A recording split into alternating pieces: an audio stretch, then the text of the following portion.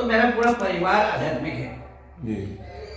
मेरे दादा जो है उनका नाम ही साधु था अच्छा। और मेरे दादा के पिता का नाम रामा था। अच्छा। तो दादा का पिता रामा था, दादा साधु था और साधु का पोता साधु। आज जगत गुरु सूर्याचार्य जो हुआ, जी। ये उस रामा का, उस साधु का बहुत बड़ा कृपा है जिसके कारण मैं साधु बना। जी महाराज जी। आपने साधना किस वक्त करनी शुरू की और किस प्रकार की साधना सबसे पहले आपने की? मैंने सबसे पहले भगवान शिव की साधना की और शिव का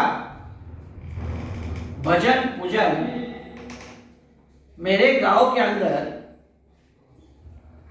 एक पुरातन मल्लिकार्जुन शिव मंदिर है जी। पहाड़ पर। नीचे गुफा में शिवलिंग है और ऊपर मोगलों ने मुस्लिम का कब्र बना है। जी। उसी के बगल में एक कृष्ण मंदिर था। जी। और पिताजी छोटा था मैं तो 2 साल से ही ऊपर लेके जाना आना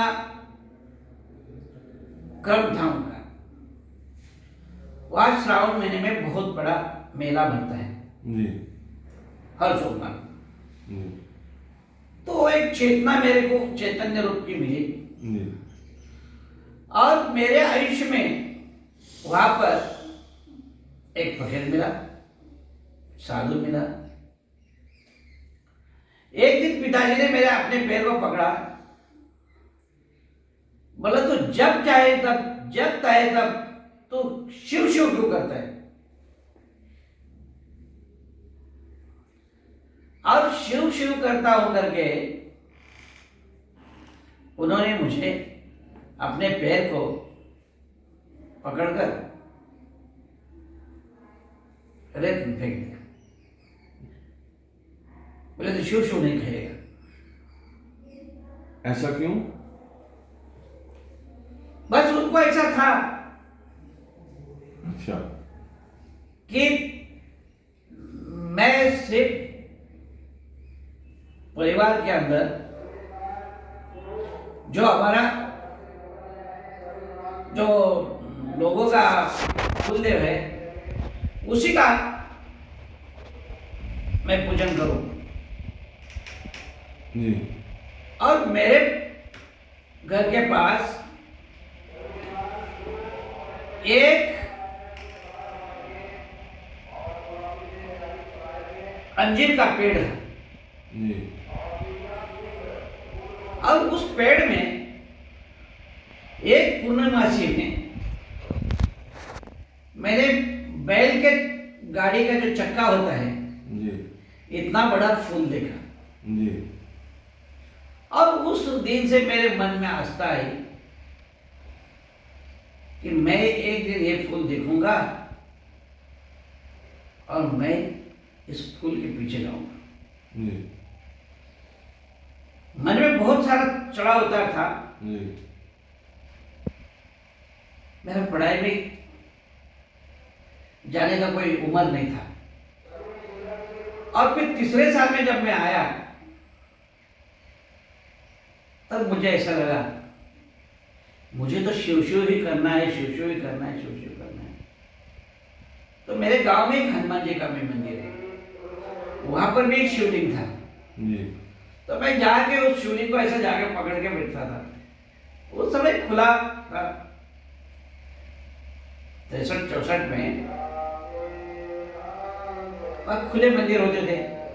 वहाँ कोई ऐसा ये नहीं था कि पैक बंद है या बारी दरवाजा, ऐसा कुछ नहीं था। तो पिताजी रोज देखा था कि मेरा लड़का शिव के पास जाके बैठता है, शिव के पास जाके बैठता है, तो उसे उसका ज्यादा गुस्सा आता था। फिर मेरे पिताजी ने, मेरे घर में 10-15 गाय थे,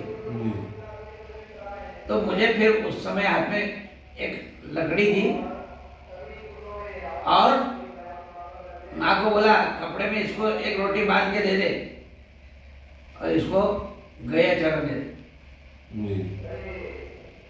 तो मैं गया चराने के जाता था, दिन भर भटक के शाम को फिर आता था, और आते फिर शाम के समय फिर ओम नमः शिवाय, ओम नमः शिवाय करता था, उनको गुस्सा आता था। तो आपने ये जो साधना शिव भगवान की थी, फिर कितने साल तक आप यही साधना करते रहे? नहीं, उसके बाद सौभाग्य ऐसा हुआ, उस समय महाशिवरात्रि का प्रसंग आया। आप कितने वर्ष के थे तब? मैं उस समय 5 साल का जी। था और महाशिवरात्रि का पर्व शुरू था। जी। तो मैं सुबह ही उठकर जी। गया जी। और वहाँ गंगा थी। जी। उस गंगा के अंदर जी। स्नान किया और जाके खड़ा हो गया जी। शिव जी के बारे में। फिर खड़ा रहा तो फिर एक अंदर से चेतना हुई, जी। अरे तो खड़ा क्या, एक पैर पे खड़ा रहेगा। जी। अब एक पैर पे खड़ा रहना बोला सिखाओ आप। और एक बाबा जी आए, उन्होंने कहा कि देखो मैं जैसा ये करता हूँ ऐसा करो, तो एक हाथ ऊपर करके ऐसा एक पैर पे खड़ा रहना, उन्होंने सिखाया। थोड़ा देर ही किया तो मैं टुक टुक टुक टुक हिलने लगा, पैर छूटने लगा, मेरी कोई हैबिट तो थी नहीं। फिर बाबा जी ने बोला ऐसे नहीं, साधु बाबा एक पैर पे खड़ा रहते। तो मुझे ऐसा लगा कि मेरे दादा ऐसे रहते थे, तो मुझे भी ऐसा रहना चाहिए, और मेरी चेतना को और चैतन्य मिला। जी। और मैंने एक पैर पर खड़ा होना शुरू किया। जी।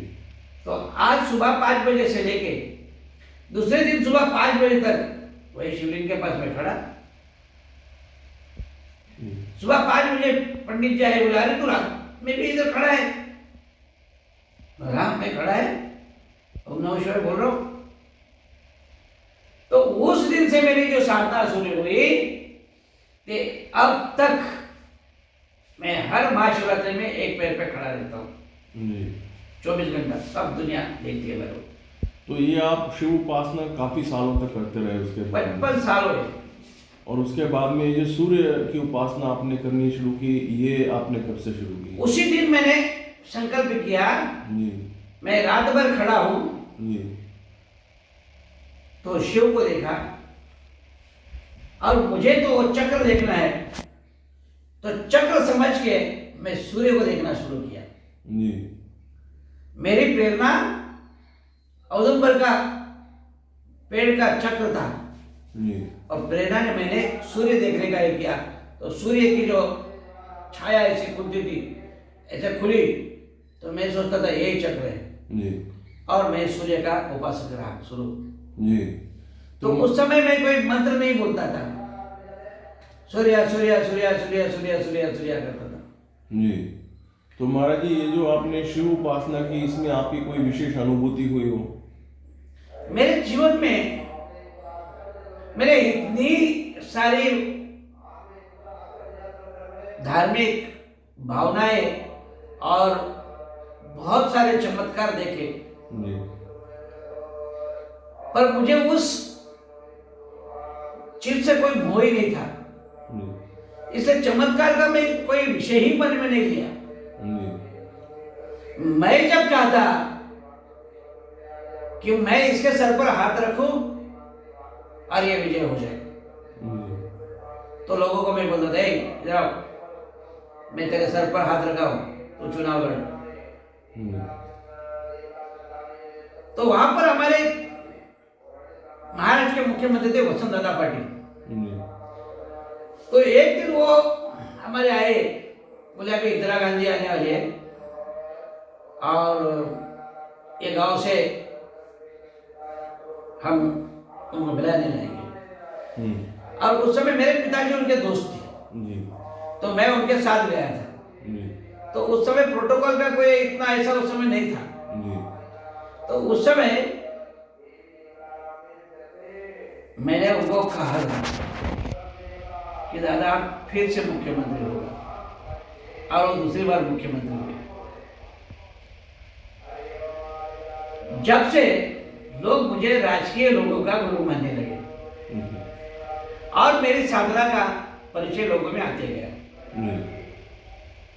एक दिन मुझे ऐसा लगा कि अब मुझे फिर साधना के लिए बैठना चाहिए। फिर पिताजी ने मुझे खूब मारा। स्कूल नहीं जा रहे तो, पढ़ाई नहीं कर रहे तो मुझे रस्सी से बांध के लेके जाते और कमर में डोर बांध के खिड़की में बांध देते थे, क्योंकि भाग न जाऊं मैं। महाराज जी, आप जूना अखाड़े के महामंडलेश्वर हैं, तो ये जो अखाड़ा है, ये अखाड़ा क्या होता है? देखिए, आज परंपरा से साधु का संगठन है और साधु के संगठन में जब मैं प्रथम कदम रखा तब मुझे ऐसा लगा कि कई चीजों का लेखा जोखा करते करते मैंने अपने जीवन का यथार्थ साधुपन में गुजारने का मैंने नक्की किया था। और आनंद अखाड़े के सागरानंद स्वामी जी, उन्होंने कहा, स्वामी जी अब तपस्वी है, क्यों ना हम आपको महंत बनाए। मैंने कहा कि ये पदवी लेके मैं क्या करूंगा, मुझे तो शिव में लगन है, मुझे तो सूर्य नारायण में तपस्या में लगन है। तो उन्होंने कहा ऐसा नहीं, आप अखाड़े में आएंगे तो 4 लोगों को मालूम पड़ेगा कि आप तपस्वी हैं और आप हमारे अखाड़े से तपस्वी हैं। तो आनंद अखाड़े में मेरे पिताजी के सामने, सभी के सामने, उनके अनुमति से मैंने मुंडन किया और संन्यास का सारी प्रक्रिया मैंने पूरा किया। उससे पहले मैं हिमालय में था। हिमालय में मैंने हिमगिरी महाराज जी से अपनी साधना का मंत्रोच्चारण लिया। हिमालय में मैंने 3 साल साधना की।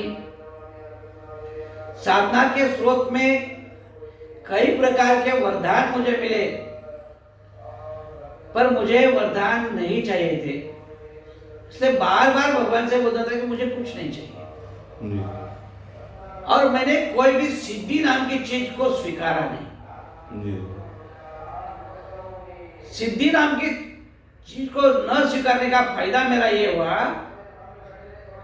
कि मुझे अनेक प्रकार की सिद्धियां सीखने का मौका मिला। और 10वां विद्या पूर्णत्व रूप से मैंने सीखा। और फिर जब अखाड़े का प्रश्न आया तो मैंने उनको कहा कि भाई मुझे मेरे गुरु की द्वारका में विश्व का पहला मुरली मंदिर बनाने का सपना है, और जो मुरली के अंदर भगवान कृष्ण जी का दर्शन होता है उस मुरली का द्वारका में सबसे पहला मंदिर बनना है। तो उन्होंने बोला कोई बात नहीं। तो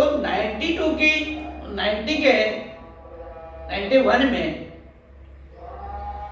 जब त्र्यंबकेश्वर के अंदर आनंद अखाड़े में मुझे श्री श्री 1008 मंत्र बनाया, तब से अखाड़ों की परंपरा में मैं आया। जी। और संन्यास भी आपका उसी वक्त हुआ? संन्यास भी उसी समय हुआ। तो संन्यास आप? संन्यास तो मैं पहले से सन्यासी था। सन्यासी आप कब बने महाराज जी? सन्यासी मैं 1986 में आपने संन्यास लिया जी। तो संन्यास की तरफ किस चीज ने आपको प्रेरित किया? संन्यास में मुझे साधना की जो प्रखरता है जी। वो उसे मुझे अनुभव के लिए मिला। जी। तो महाराज जी सन्यासी होने का अर्थ क्या है? सन्यासी होने का अर्थ ये है कि हमारे जीवन में हमारा कुछ है ही नहीं है। जी। अहम ब्रह्मास्मि बोल के हम चलना चाहिए जी। और जग उद्धार के लिए जीना चाहिए। तो क्या सभी को सन्यासी बनना चाहिए? हाँ, सभी को सन्यासी बनना चाहिए? देखिए, सभी को सन्यासी बनना चाहिए, पर सब सन्यासी बने तो फिर इस दुनिया के अंदर इतना कर्म नहीं है जो सभी को सन्यासी बना सके। क्या सभी सन्यासी बनने योग्य हैं? मेरी 55 साल के साधना और साधुत्व के अंदर जी। मुझे 55 साधु नहीं मिले आज तक। 55 जी। जब 55 साधु मुझे नहीं मिले जी।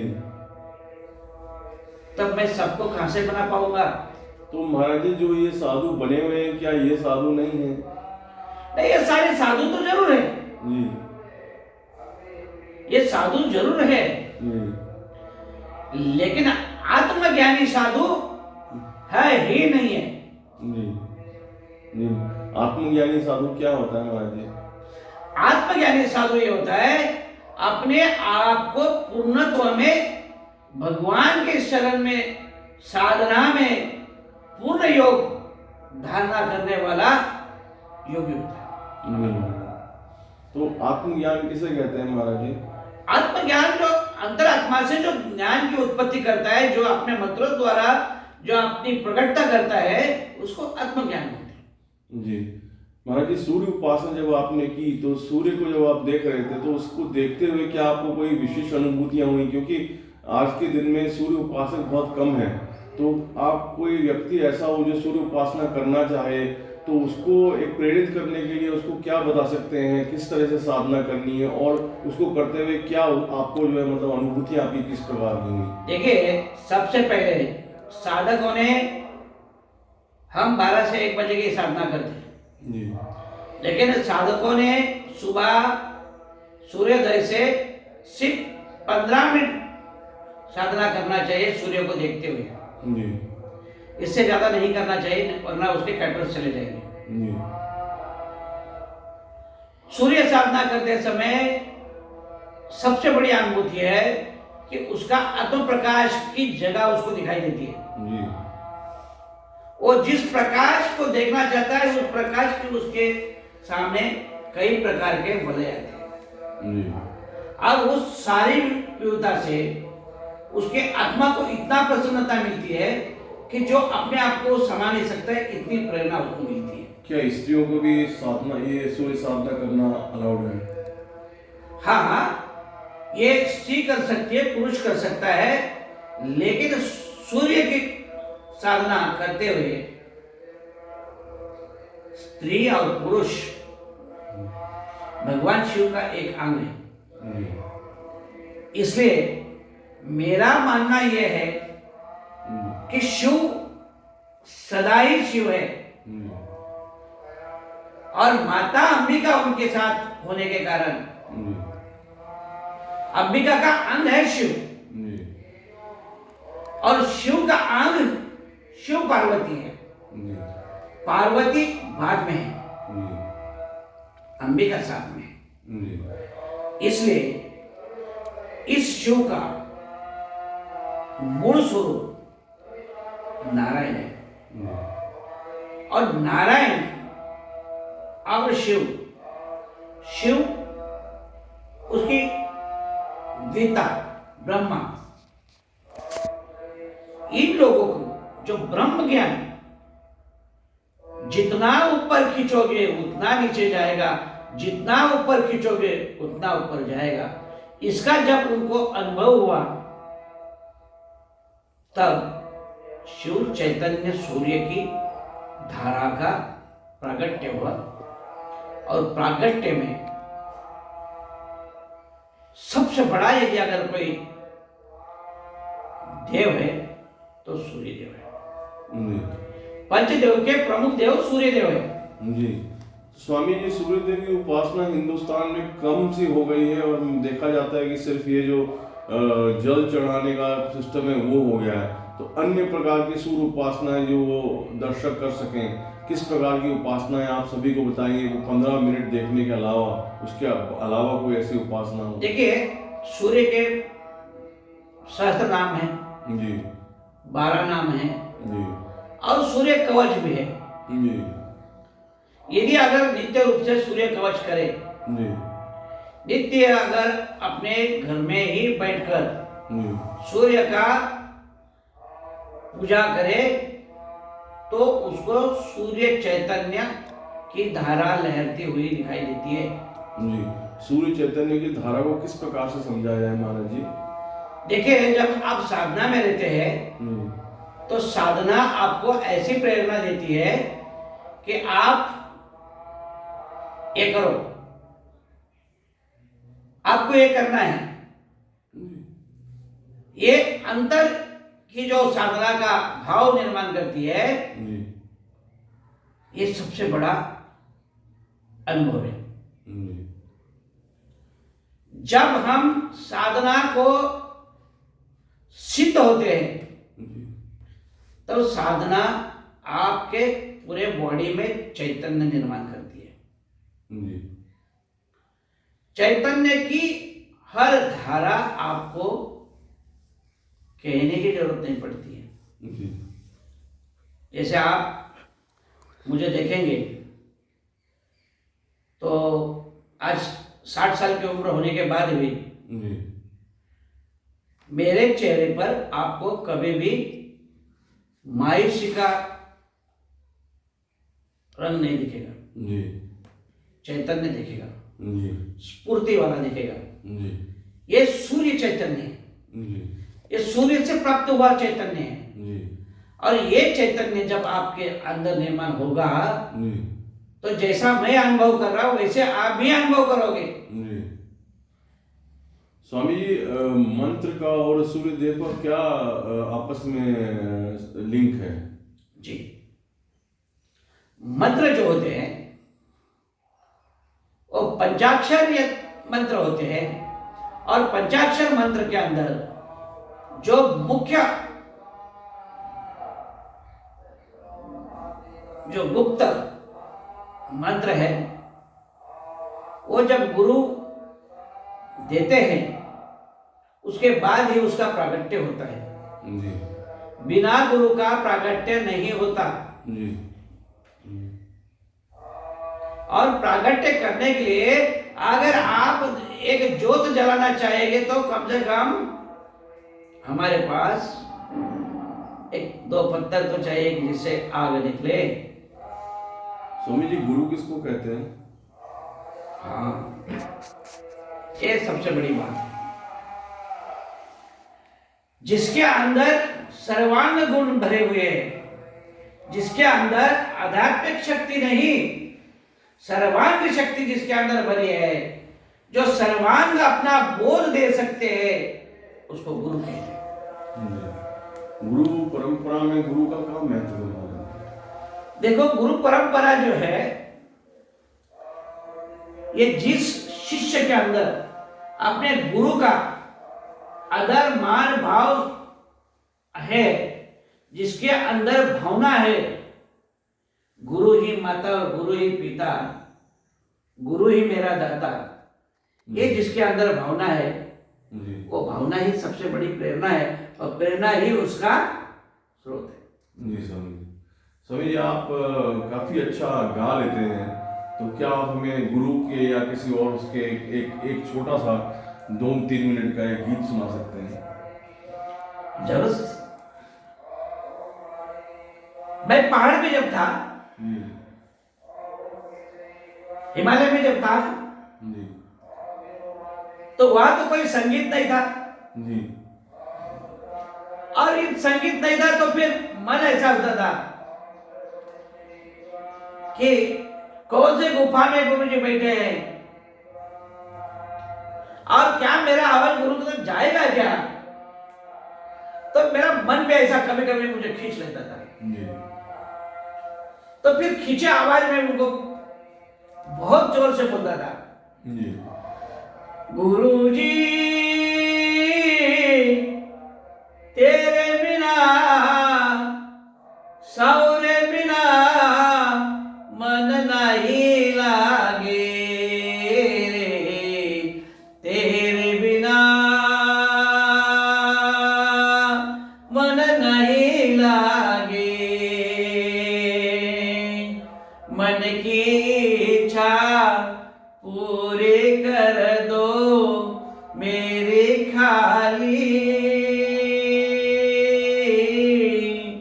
झोली भर दो,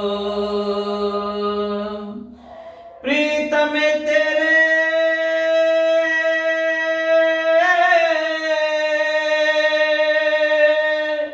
प्रीतम तेरे नैना जागे गुरु जी, ओ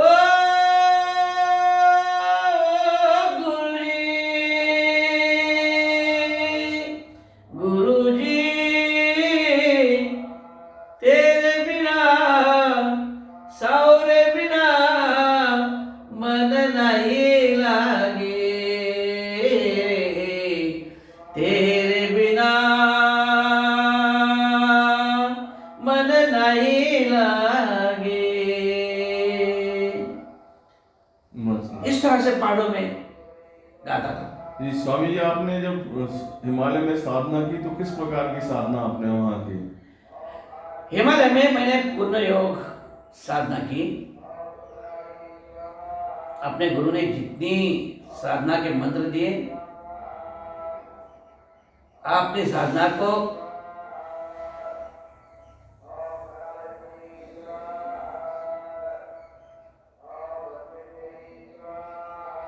जितनी देर अपने श्वास को रोक सके जी इतनी देर श्वास रखने का, अपने आप को बंदिश करने का, जी और आत्मचक्र को जागृत करने का जी जो प्रथम ज्ञान हुआ वो हिमालय हिमगिरी महाराज जी से हुआ।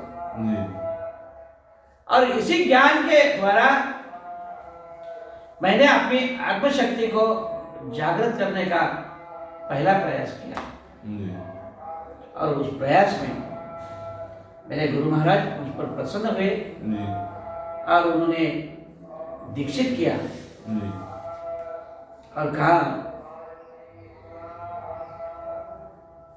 इस जीवन का तुम सार हो, जी इस जीवन का तुम सार हो, जो चीज कोई बना नहीं सका वो तुम बन के रहो। जी ये मेरा 77 में मेरे गुरु महाराज जी ने बोला। जी। तो महाराज जी, उसके बाद जो है जब आप साधना करते थे तो पहले तो आप सन्यासी नहीं थे, फिर बाद में आपने सन्यास लिया, तो सन्यास की तरफ गुरु जी के आदेश से आप सन्यासी बने या आपको स्वयं इच्छा हुई बनने की? तो मुझे कई संतों ने रेकमेंड किया जी कि आप हमारे इसमें आओ, आप हमारे इसमें आओ, सन्यासी बन जाओ, और सन्यासी बन के हमारे साथ आओ।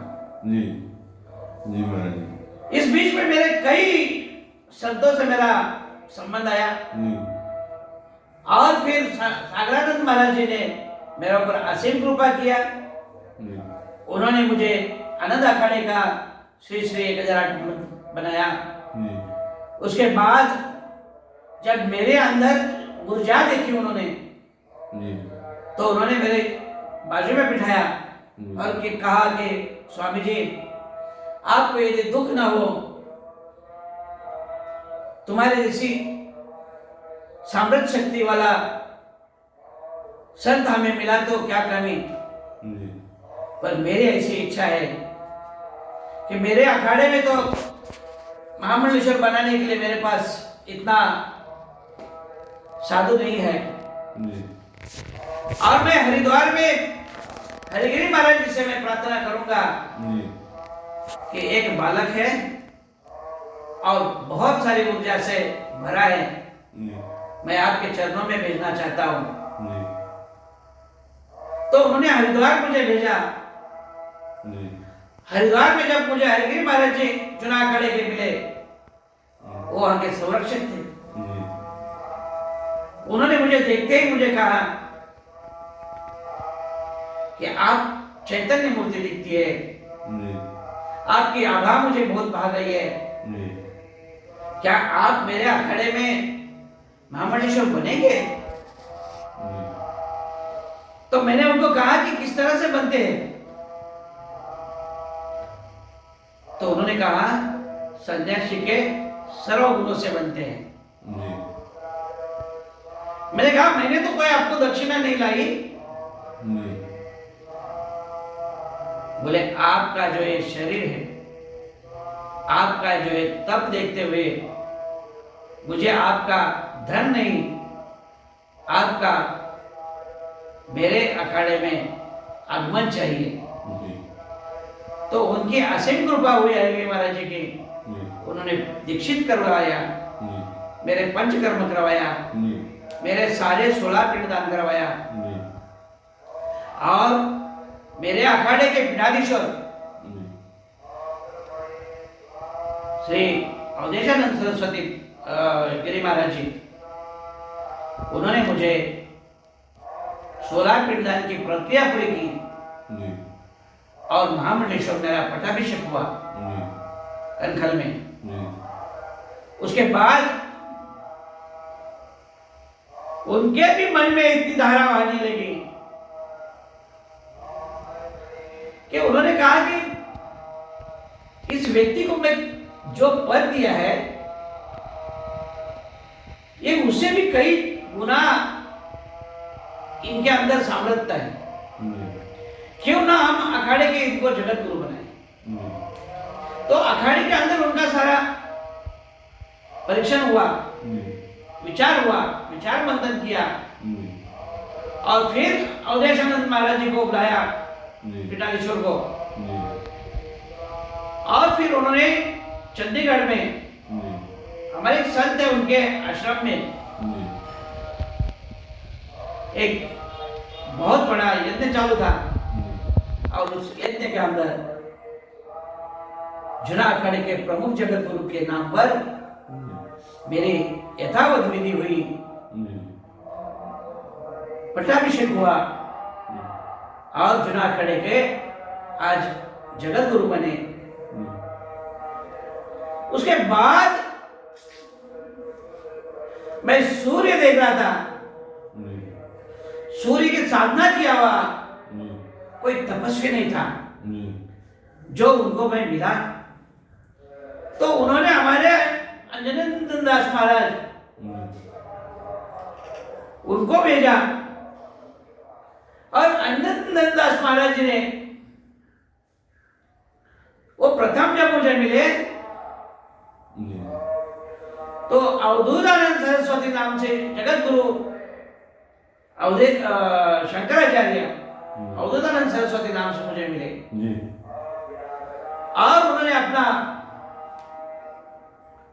आभा फैलाना शुरू कर दिया, कहे कि आप योगी पुरुष है, आप शिव पुरुष है, पर आपकी साधना को हम परीक्षण करना चाहते हैं। मैंने कहा कि परीक्षण कभी भी, कोई कभी नहीं। तो माघ मेले में 2011 में माघ मेले में मुझे बुलाया, और वहां पर जगत गुरु शंकराचार्य शारदानंद सरस्वती जो कागड़ा पीठ के हैं, उन्होंने और जगत गुरु अवधूतानंद सरस्वती महाराज जी ने नक्की किया कि इनकी हम परीक्षा लेंगे। तो उन्होंने 2-4 बोर्ड बना ली और प्रयागराज में मेघ मेले में 11:30 बजे अंदर ले गए। जी बराबर डॉट 12 को 1 मिनट कम था जी जब उन्होंने कहा कि देखो सूर्य, जो ये आपकी मेरी धारा थी, यही धारा के अनुसार 1:03 के बाद जगतगुरु सूर्याचार्य घोषित करने से पहले अवधूतानंद सरस्वती महाराज जी ने मेरे दोनों आंखों पर हाथ रखा और कहा कि ये कौन है? तो मैंने कहा कि ये विजय शुक्ला है। जी ये कौन है? तो मैंने कहा कि ये हमारे गुप्ता जी हैं।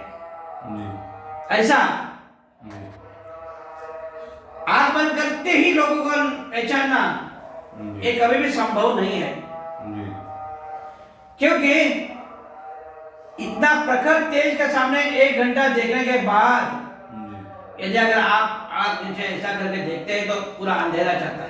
जी और अंधेरे में जब आदमी को पूछा जाता है ये कौन है, जी तो ये बोलने का सौभाग्य जी भगवान नारायण ने मेरे में दिया। जी और मैंने कहा कि ये विजय शुक्ला है, ये हमारे गुप्ता जी हैं और आप जगत गुरु शंकराचार्य जी हैं। जी फिर उसके बाद उन्होंने मुझे पंडाल ले गए और 12:32 पर जगत गुरु शंकराचार्य शारदानंद सरस्वती ने कहा कि अब मेरे सामने भी देखो।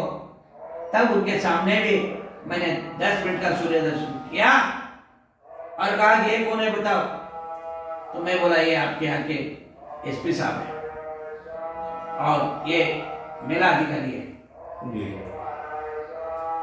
तब उन्होंने वहां मुझे जगत गुरु आद्य सूर्याचार्य की घोषणा की। जी स्वामी सौभाग्य ये रहा कि जो 55 साल की साधना मेरी आज है वो सिर्फ और सिर्फ जगत गुरु शंकराचार्य अवधूतानंद सरस्वती के कारण इसको जगत गुरु सूर्याचार्य होने का मुझे सौभाग्य मिला। जी और उन्होंने दंडी दिया। जी उस दंड का आज भी एक संन्यास और उसका दंड, यदि सारी प्रक्रिया अगर कोई देखा जाए जी तो कम से कम 2000 दंडी स्वामी के सामने जी दंडी स्वामी के अध्यक्ष जी उनके समक्ष 350 लोगों ने मुझे चद्दर ओढ़ी जी कि जगत गुरु आद्य सूर्याचार्य। जी तो ये इतना प्रखर रूप आज जो भी है ये सिर्फ और सिर्फ उस आत्मा से है जिसका नाम आज अंजनानंदन दास महाराज है। स्वामी जी, ये जो जगत गुरु की टाइटल मिलती है, ये जगत गुरु की टाइटल क्या 2-3 सन्यासी मिलके आपको देते हैं या इसका कोई परिषद है या क्या इसका प्रोसीजर क्या है? देखिए ये परीक्षा लेते हैं देते हैं और यहाँ प्रत्यक्ष रूप में जी एक गुरु परंपरा चलती आई है। जी जगत गुरु शंकराचार्य जी ने परंपरा की है कि लिख के रखना ये मेरा उत्तराधिकारी है और इस परंपरा के अनुसार 4 मुख्य धाम है, 12 ज्योतिर्लिंग है। ऐसे 52 पीठ के 52 जगत गुरु शंकराचार्य बने आज, लेकिन मुख्यत्व तो 4 लोग है। 4 पीठों के 4 जगत गुरु है। उसमें 2 पीठ के जगत गुरु तो हमारे जगत गुरु शंकराचार्य स्वामी स्वरूपानंद स्वामी जी महाराज है। तो ये परंपरा जो है अभी तक 4 आचार्य थे, देवीचार्य, गणेशाचार्य, भागवताचार्य और शंकराचार्य, और पंचदेव के प्रमुख जो आचार्य थे वो सूर्याचार्य थे। कि पंचदेव के प्रमुख देव सूर्यदेव है। जी तो सूर्यदेव का पहला जगत गुरु सूर्याचार्य बनने का सौभाग्य आप सभी ने हमको दिया। ये सूर्यदेव की कृपा है और आप सभी का। स्वामी जी, आप सूर्याचार्य बन गए हैं और आपके बाद परंपरा में इस सूर्याचार्य की पद्धति को कौन आगे करेगा? आपने क्या किसी साधक को तैयार किया है? क्या जी। किसी को तैयार कर रहे हैं? जी, मैंने साधक को शुरू किया है। जैसे मेरी परंपरा 3 साल से हुई थी, वैसे श्रीमंत यशराज महाराज को मेरा उत्तराधिकारी मैंने घोषित कर दिया है और उसका जगतगुरु शंकराचार्य स्वामी अवधूतानंद सरस्वती के हाथ से उसका मुंडन किया इलाहाबाद के कुंभ में और उसे महंत पद भी प्रदान किया। और आज यशराज महाराज बहुत ही कुशलता पूर्वक सूर्य दर्शन का दर्शन करता है, शिव का जाप करता है, लोगों के साथ मेरे पश्चात भी एक शब्द कहता है, महाराज जी करते हैं, आपको आशीर्वाद है। महाराज जी, ये जो दुनिया है, इस दुनिया में लोग अनेक इधर उधर दौड़ रहे हैं और जो हमारी हिंदू परंपराएं हैं वो परंपराएं हिल रही हैं। उन परंपराओं को अपनी जगह वापस लाने के लिए आप श्रोताओं को क्या कहना चाहिए, क्या करना चाहिए ताकि हिंदू जो है वो सशक्त हो जाए और अपनी परंपराओं से रहें? और करना भी चाहिए कि नहीं करना चाहिए? देखिए, एक छोटी सी बात बताता हूं आपको। आपके घर में जब संस्कार शुरू होगा तो आपके घर का एक भी हिंदू यहाँ हिल नहीं सकता है। संस्कार नहीं है इसलिए हिल रहा है। यदि संस्कार आज से शुरू हो जाए तो कोई हिंदू इधर से उधर नहीं हो सकता, बल्कि दूसरे समाज के दूसरे वर्गों के लोग हिंदू बनना पसंद करेंगे और आने वाला कल यही होने वाला है। जी, हिंदुओं की जो परंपराएं हैं जिनमें कमी है उनको कैसे पूरा किया जाए? क्योंकि आज तो माता पिता को भी जो है नहीं मालूम संस्कार, तो वो संस्कार कहाँ से लिए जाए? देखिए, ये संस्कार सिर्फ और सिर्फ गुरुकुलों में हो सकता है। इसके लिए ज्यादा से ज्यादा गुरुकुल खोलना चाहिए। जी। जब तक आपका गुरुकुल नहीं है, जब तक आपके यहाँ कभी भी कोई संस्कृति का जतन नहीं होगा। लेकिन गुरुकुल होगा, हर साधु ने नक्की किया आधा जगह मंदिर में और आधा जगह गुरुकुल में।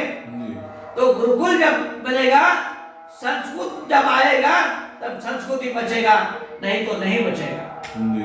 महाराज जी, ये जो आजकल हमारे जवान लोग हैं, ये इधर उधर सब जगह इनका मन भटक रहा है, तो आपको किस दिशा में इनको अपना मन लगाना चाहिए और किस तरह करना चाहिए? मैं हर जवान को हाथ जोड़ के आज भी कहता हूँ कि आप कुछ नहीं, आधा घंटे का मेडिटेशन शुरू करिए, आपका भटकना बंद हो जाएगा। लेकिन आपके अंदर जो ऊर्जा आएगी वो साक्षात माता भवानी आपके अंदर पैदा होगी और आपके सामने किसी व्यक्ति का आंख उठाने की हिम्मत नहीं होगी, क्योंकि आपकी तीव्रता इतनी बढ़ जाएगी। उस मेडिटेशन के अंदर इतनी शक्ति है, जो आत्मचिंतन का आत्म आधार आपके मन में आ जाए तो आपको हिलने का जगह ही नहीं है। महाराज जी, ये जो हमारे देश में ये पॉलिटिकल सिचुएशन चल रही है, जिसमें कि हम देखते हैं कि पार्टीशन हुआ, उसमें मुसलमान ज़्यादा उधर गए, काफ़ी सारे यहाँ रह गए, यहाँ आबादी बढ़ गई और करंट यहाँ पे कुछ एक अनरेस्ट सा चल रहा है, डिस्टर्बेंस चल रही है, तो उसके लिए उसको सुलझाने के लिए क्या किया जा सकता है?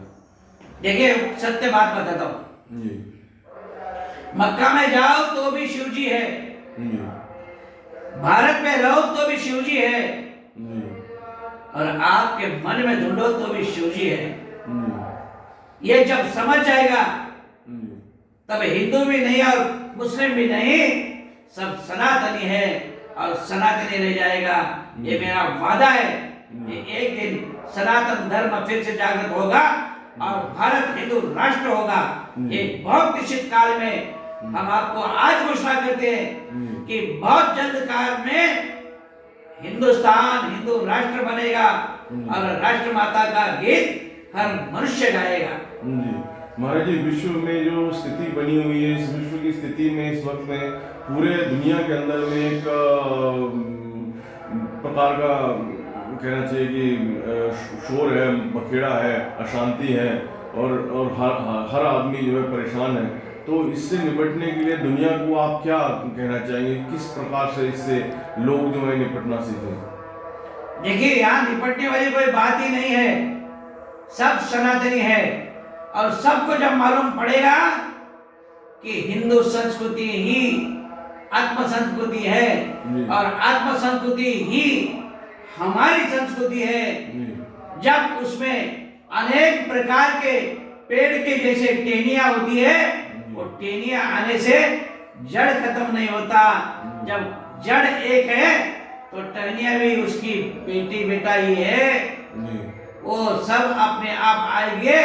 और जब उसका फोटो निकालेंगे वो सारा ही आपको एक जगह दिखेगा, वो टहनियां ऐसे ऐसी नहीं दिखेगी। इसलिए जो आज ऐसे ऐसे हुए हैं वो फिर से एक धागे में बंध जाएंगे, इतना मैं आपको विश्वास देता हूँ। और हिंदू राष्ट्र का हिंदू विश्व होगा, ये भी आज आपको प्रेरणादायी वर्ड में बोल देता हूं। दुनिया में इस वक्त में जो धन को लेकर के, कार्य को लेकर के और अन्य ऐसी चीज़ों को लेकर के एक अशांति फैली हुई है। बीमारी कोरोना की वजह से कुछ फैली हुई थी, कुछ आजीविका की वजह से फैली हुई है। तो लोग दुनिया में परेशान हैं, उनको क्या ऐसा करना चाहिए जिससे कि पूरी दुनिया में थोड़ी शांति हो? देखिए, मैं एक आपको छोटा सा बात बताता हूँ। दुनिया में कोई भी रोग है ही नहीं है जी। दुनिया में हर आदमी के अंदर की कमजोरता कहाँ है? जो हम सूर्य का दर्शन करते नहीं, जो सूर्य के पाठ करते नहीं, जो सर्व सूर्य पूजा करते नहीं और सूर्य नमस्कार करते नहीं। एक बार सूर्य नमस्कार करना शुरू कर दो, अपने आप आपकी सारी बीमारी खत्म हो जाएगी। ये सूर्य नमस्कार के अंदर इतनी ताकत है, तो सूर्य की प्रार्थना में कितनी ताकत होगी, उसके ध्यान में कितना ताकत होगा, उसकी ध्यान की श्रृंखला आपको क्या देगी, ये अनुभव करोगे तब मालूम होगा कि हम कहाँ है, हमारी शक्ति कहाँ है और हम किसके हैं। जी जी स्वामी जी, आप दुनिया को कोई अपनी तरफ से आशीर्वाद या कोई मैसेज आखिरी देना चाहेंगे? मैं दुनिया को यही कहूंगा कि यदि अगर आपको सक्षम चीज लगती है इस विश्व में, अगर कोई सक्षम है तो सिर्फ नारायण है, सूर्य नारायण है। ये सूर्य नारायण अगर आपके सामने नहीं होंगे तो आप कुछ भी नहीं होंगे। इसलिए आज से नहीं, अभी से आप सूर्य को नमस्कार करना शुरू कर दीजिए। ओम नमो सूर्याय, ओम नमो सूर्याय, ओम नमो सूर्याय, ओम नमो सूर्याय, ओम नमो सूर्याय। महाराज जी, आपने सूर्य उपासना इतनी की है और गुरु के लिए आपने गीत बनाया था, क्या सूर्य देवता के लिए भी आपने कोई गीत बनाया है, कोई कीर्तन बनाया है? देखिए, कीर्तन तो बनाया, गीत भी बनाया। और गीत में एक लफ्ज का, महाराज जी वो आप कुछ हम चाहेंगे आप हमें सुना दें। सागर जैसा गहरा पानी गुरुदेव का प्यार है, एक बार तू गोता गया के, एक बार तू गोता लगा के तेरा बेड़ा पार है। एक बार, सिर्फ एक बार गोता लगा दे, हे नारायण, तो तेरा बेड़ा पार होगा। तो नारायण को हम कहते हैं को तू जब देखेगा तब मेरा दोष मिट जाएगा। तो दोष मिटाने के लिए नारायण की शक्ति के बिना और कोई शक्ति ही नहीं है। तो ये भगवान सूर्यदेव की असीम कृपा है और उनकी एक किरण से भी हम माला माल हो जाते हैं और कोई ऐसी शक्ति नहीं है जो आपको माला माल कर सकती है। लेकिन सूर्य के आप 11 बार, 51 बार, 108 बार, आप 1100 बार माला करो, 11 माला करो, आप माला माल ऐसे ही बन जाओगे। सूर्य के अंदर इतनी ताकत है, सूर्य के चैतन्य में इतनी ताकत है, सूर्य का इतना प्राकट्य है, प्रकाश है जो कोई रोक ही नहीं सकता है। चाहे पत्थर नहीं, चाहे लोहा नहीं, चाहे सोना नहीं, ना जमीन ना आसमान, दसों दिशा में नारायण का राज है। तो ये राज, ये बड़ा राज है और ये राज का एक अंश अगर आप स्वीकार करते हैं, ओम नमो सूर्याय बोलते हैं, तो आपका बेड़ा पार है। स्वामी, कई लोग जब उपासना करते हैं सूर्य देवता की तो उनको गर्मी या क्रोध लगने लगता है, उसको किस प्रकार से उनको उससे निपटना चाहिए? मैंने आपको कहा कि जब आप सूर्य की साधना करते हैं तो आपके अंदर ऐसे प्राकट्य होते हैं जिससे आप खुद परेशान हो जाते हैं, क्योंकि ऊर्जा समा नहीं सकते हैं।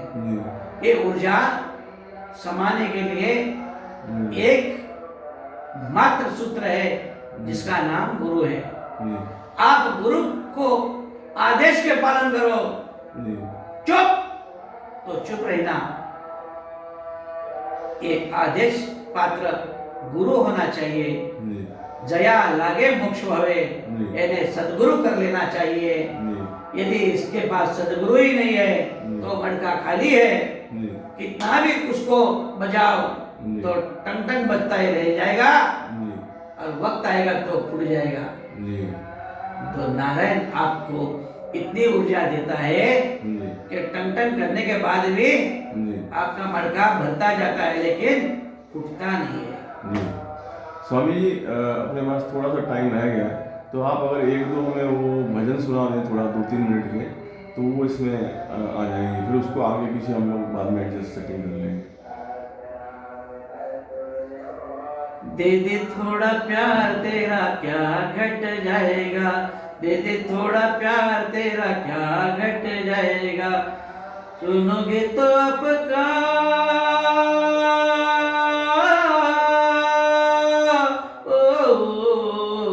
सुनोगे तो आपका कलेजा फट जाएगा। दे दे थोड़ा प्यार तेरा क्या घट जाएगा, देते हो सभी को आज मैं भी लेके जाऊंगा, देते हो सभी को मैं भी लेके जाऊंगा। दे दे माधव तेरी बोली, दे दे माधव झोली मेरी खाली भर देना। तो माधव को मैं बोलता हूं कि मेरी गुनाह की जो झोली है वो गुणगान से तू भरा दे। तो ये गुणगान जब मैं गाता हूं तो मेरी कितने भी गुनाह की झोली है वो अपने गुणगान से तू भर दे। और फिर क्या है, फिर गुरु को भी बुला लेते हैं और गुरुवंदना का भी एक लाइन बोल देता हूं। गुरुदेव दया करके मुझे को अपना लेना, मैं शरण पड़ा तेरी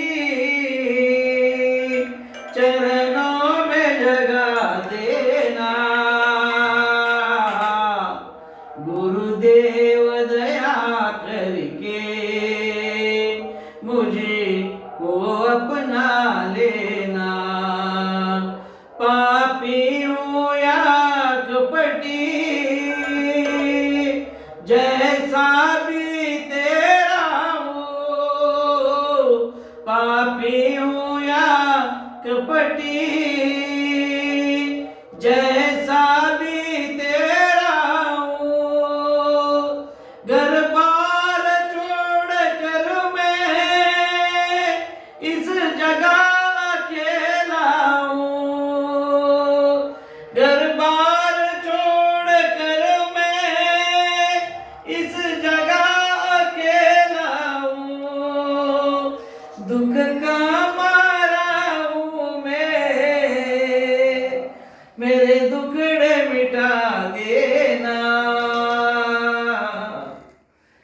गुरुदेव दया करके मुझे को अपना लेना। मैं शरण पड़ा तेरी चरणों में जगा देना। गुरुदेव दया करके मुझे को अपना